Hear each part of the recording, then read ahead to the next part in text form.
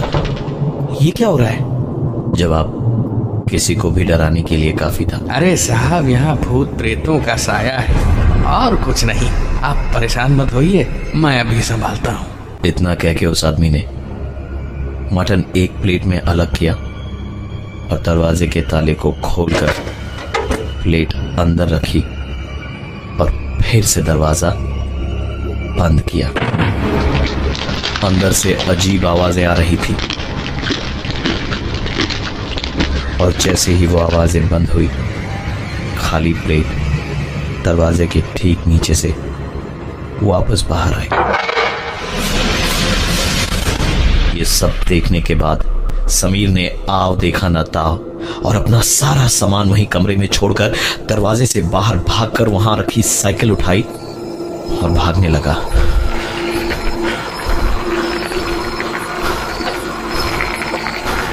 Cycle थोड़ा आगे जाकर डगमगाने लगी। साइकिल पर वजन धीरे धीरे बढ़ता जा रहा था। समीर ने पीछे देखा तो केयर टेकर बैठा मुस्कुराता हुआ बोला, ट्रेन सुबह से पहले नहीं है मालिक, रात तो सर्किट हाउस में ही रुकना पड़ेगा। और इसी चीख से समीर की नींद टूटी। उसने देखा कि वो गेस्ट हाउस में ही था और उसकी चीख सुनकर वो केयर टेकर वहां दौड़ा दौड़ा आया। उसने पूछा, क्या हुआ साहब?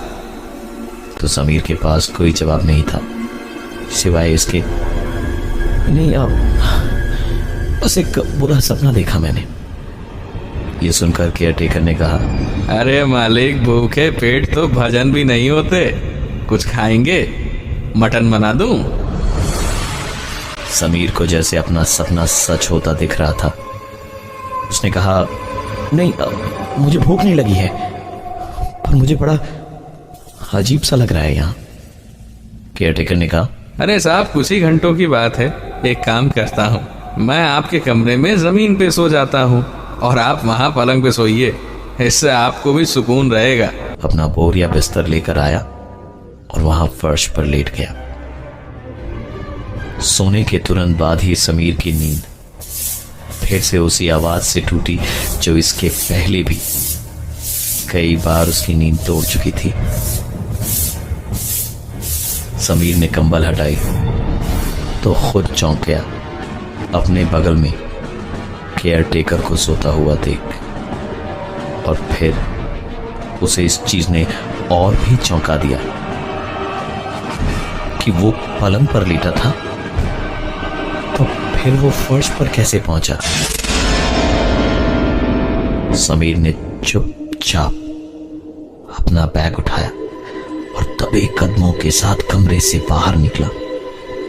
कमरे से निकलकर जैसे ही वो बाहर मेन हॉल में आया तो दरवाजे के अंदर से आवाज आई। समीर उस कमरे के दरवाजे को पार करते हुए आगे बढ़ा तो वैसी ही आवाज एक दूसरे कमरे से भी आई।